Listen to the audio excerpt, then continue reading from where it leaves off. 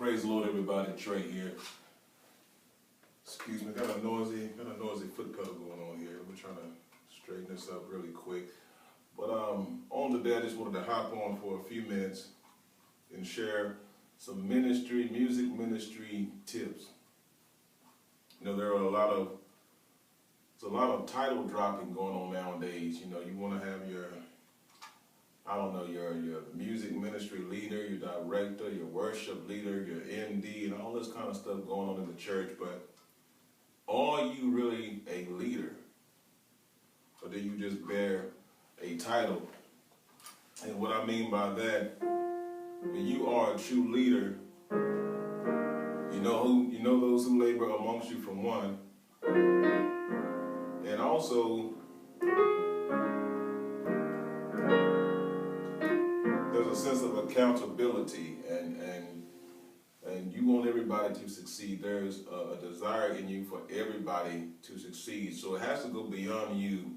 You know, I got my stuff together. I'm honing my skills. I'm prepared, to go to work, for the Lord every Sunday. As a leader, you're mindful for everybody who's a part of that music ministry, okay? Which means you ought to understand everybody's register, how they sing, what keys they can sing in, their weak points, what they may need some help in. Because in a live worship service, let's be honest, things happen.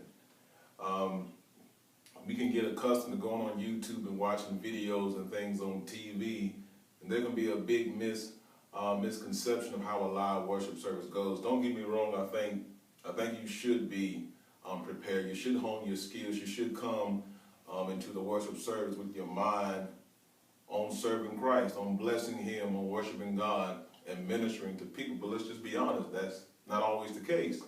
So you have people that come in, they could be worship leaders, they could be choir directors, they could be soloists, psalmists, whatever you want to call them. They come in, and if you're mature and you know the people who you minister with, you can pick that up. So just a few pointers. When you see that happening, when you hear the pastor or whomever call for the worship team, and say you haven't had a rehearsal that week, and sometimes I think that's even better when the worship is really organic.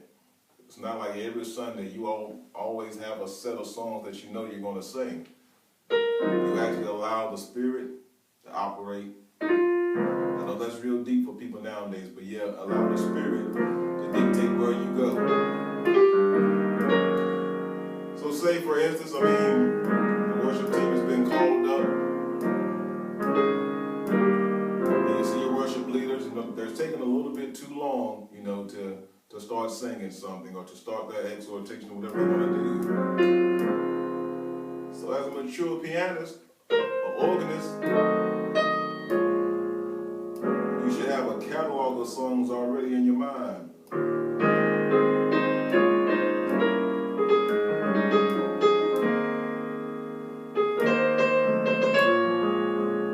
you want to start playing something familiar. Don't go over that song. Don't start playing that song that you may have been working on with your praise team a few weeks ago, but start to play something familiar. Okay, just very softly while they're coming up to sing, when you just are noticing or you are discerning that they're not prepared to start something, okay?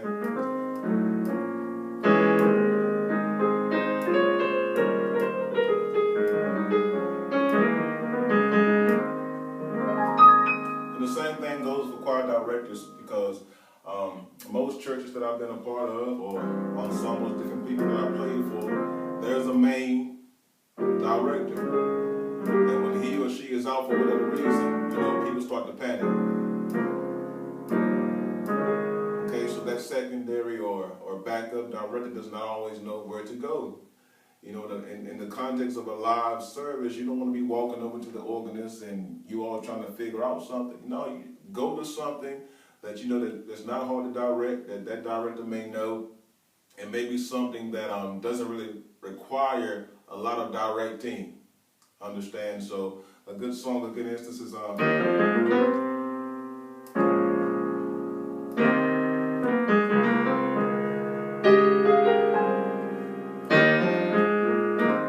butchering up this easy song.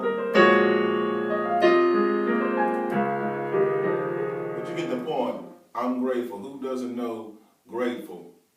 Okay, so one more was some other example I was thinking about. Yeah, what about if you have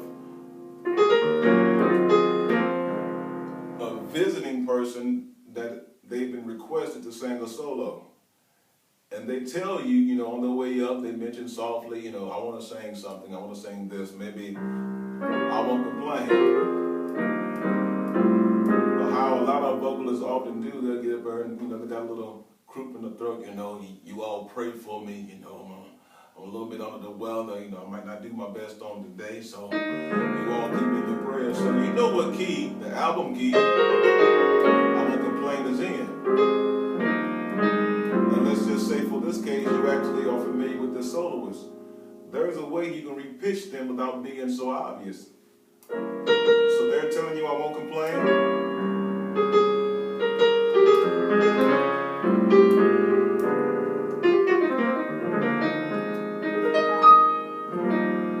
Okay? And while they're talking and getting prepared to minister,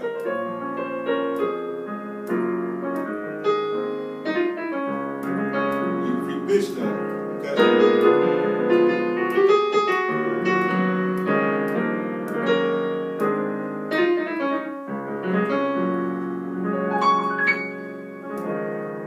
All right, but the key to that, of course, you gotta know all your keys, okay? You gotta know all your keys. So point one, be a team player, be mature.